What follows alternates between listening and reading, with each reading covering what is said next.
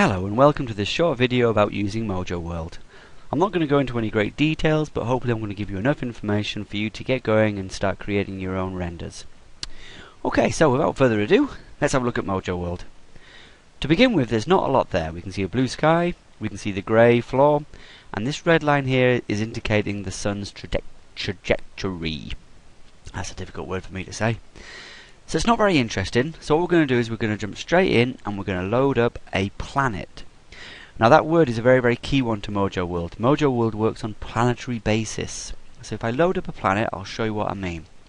I click on File, I click on Open Using Browser. I don't want to save what I've just done. And we can see here there's lots and lots of these little thumbnails giving you an indication of what each planet is going to look like. Now most of these I've downloaded over the years of using Mojoworld. Mojoworld will come with some standard planets, but it's very quick and easy to search for them if you just go to Google and search for download planets, and you should be able to find loads. Renderosity, for example, has loads of them. Okay, I'm going to load up this one here called Cold Curve, one of my favourite planets. So I'll click on there. Gives me an idea of what it's going to look like. Yep, that's what I want. Click on OK, and the planet will load up. Okay, so to illustrate that idea of a planet, I'm going to go straight into this jog navigatory option here. When I hover my mouse over it, you can see I get this little tracker ball, and I get these arrows, and I've got an up and a down arrow. If I click on the up arrow here, that's increasing my elevation. I'm getting higher and higher and higher and higher. And I'm going to go way up into the sky. And then if I use the tracker ball here, and if I drag it down, if you like, we can see the surface of the planet, and you can see it is a planet. It's rounded, and it's quite big. So, it gives me lots of scope for lots of different renders. If I use the forward button here, you see I'm zooming around the planet, going round and round and round. And I'm going to go all the way back around to where I was. So, lots and lots of possibilities. Now personally, I want to get close to the surface. You could render from here and it'll give you a nice space scene, but I'm going to go down to the surface of the ground and try and get some scenes of the planet. So I use the down arrow here, which decreases my elevation, and I'm very close to the surface. Now for this render, for this example, I'm going to get a bit of water in, so I'm going to move forward a little bit. And yeah, something like that. Okay, I can go right, or I can go left, and go forward. I can go backwards. I can rotate right to the right, so to the left, or to the right. Some other tricks: if I hold down the right hand mouse button, I'm changing my point of view. It's a little bit like keeping your feet on the ground and looking around. So it's a bit different to having my left hand mouse button pressed down. You can also hold down the Alt key on your keyboard and watch this arrow change. Okay, so my Alt key is held down and I get these circular arrows, which allows me to roll the camera. So if you were going to try and make it look like you're in a spaceship or something, you might want to do something like that. Now I'm not going to go with that because it makes me feel a bit seasick. So by double clicking on the center of the circle, it brings me back to where I was. Now I quite like the look of this little area here, so let's move down there, move a bit closer. Okay, alright. So you can spend ages trying to find the perfect point of view. And this is one of the things that makes Mojoworld so unique to me, is that you've got endless possibilities. Alright, so I quite like that scene. Double click to make sure I've got no roll. And the next thing we want to mess around with is probably the position of the sun and the moon. Now you can see here we've got a blue line, which indicates where the moon can go, and we've got the red line, which is for the sun. Now the easiest way of changing the position of the moon and the sun is to use this clock icon. And this gives us my time and day editor. I can use this rotatory dial here to change the time of day. So you can see the moon is changing, and I can see the sun is changing. So let's put the moon right slap bang in the middle. Yeah. go. Now you might want to move the position of the moon so this blue line is changing. And I can use this time of the year dial to do that. So by rotating that, it's simulating different times of the year in the planet. So again, you've got lots of possibilities with the lighting of the planet. Nah, that's a bit too dark. I don't know what I've done there, but let's go back. Okay. There are other ways of doing that. If you jump into these icons over here, I've got a moon editor here. Clicking on that, it allows me to add more moons if I wanted to. Load a new moon. So again, I've downloaded loads of moons over the years. I can put a new moon in. There we are. I can put in more moons. So you can go crazy and you can make a very, very beautiful, busy planet. Oh, it's just over there in the corner. Moons do work a little bit like objects, so I can drag this moon if I wanted and try and drag it into my scene a little bit more.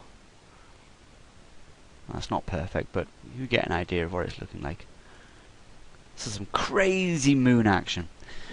Okay, so you can have a lot of fun with that. You can add as many moons as you want, you really knock yourself out. And in the end, you're going to want to render your scene. Now, Mojoworld has some standard default rendering options.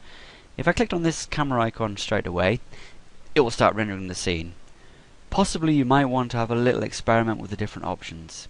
If you click on this little icon next to the camera, it gives you all the different options for changing your rendering. These are the Mojoworld defaults. Medium and normal are very, very good ones to get an idea of what it's going to look like. But what I found is that the default Mojoworld scenes are a bit small. Monitors these days are a lot bigger than when I think Mojoworld was created. So if you go straight into the settings, you can change the width and the height of your render. Now at the moment I've got a very small render just so I can show you how it looks like. But you can see I've got a width of 500 and a height of 300. You can also experiment with the anti-aliasing and the geometry detail. The more detail that you have, the bigger these numbers, the slower your render is going to be. So exercise a little bit of caution with those depending on how much time you've got to spare. So I'm going to leave these at 3 and 3 just for now. Click on OK. Click on the camera icon and it will start to render before our eyes. Now this is rendering quite quickly. It's rendering quite quickly because I'm quite high in the sky. I'm 2.3 kilometers above the ground. So that makes the rendering go a little bit quicker. What I found is the lower you are to the surface, the slower the rendering. The higher those numbers are that we explained before, the slower the rendering. Water tends to make a render go quite slowly. But different planets have different characteristics. Some planets have got a very dense atmosphere which makes them render very slowly. But you can see this is rendering quite nicely. So we can see some water detail coming through. We can see some interesting clouds. There's some mountains going on. Here's one of our moons in the background appearing. And so it's all coming across quite nicely. Getting some nice detail here. Now obviously I can increase those details, those render options, when I want to do my final render. Now because my computer is quite slow, I generally leave it overnight to render. I mean some planets will take maybe 6 or 7 hours, which is crazy time compared to a lot of modern graphics. But what can you do? Okay, so that's rendering it quite nicely. So I'll just let that finish and I'll show you how to save off your render when it's finished. There's our big moon in the background. And we're getting some nice water details coming through. The terrain's got some nice textures to it. Kolkurve is one of my favourite planets. It's got lots of beautiful snowy details to it and some very, very interesting cloud formations. Okay, so it's nearly finished. You can see here we're on 90, 93%, 94%. Almost done. Now some planets have this redo in blocks. Depending on the planet, you might want to leave that to run through. Just finalize the details. When it's finished, we get the option to save it. I click on this little icon here, and it will save it as a PNG file, test, and save. And that's it done. So once you're happy with that, you can then close it down and finish your rendering. Now, what I generally like to do is I like to populate a few 3D models into there, which Mojoworld handles quite nicely. Over on this area here, which I haven't really dealt with in detail, we've got a few options here. This teapot allows you to import a model. It'll import, usually the best format is an OBJ file. It says it'll import other models, but I've generally found it doesn't really handle them very well. Mojoworld also comes with some standard primitives, they call them. And I click on this little icon here, and I get this option to load library item. And you can see here I've got some standard Mojoworld models. So I'll click on this Explorer, and click on OK. And then I can drag it into position, like so. I get these options here to make it bigger or smaller. Now I get these transform options.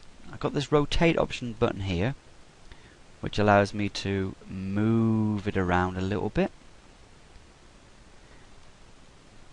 Okay, so let's look like that.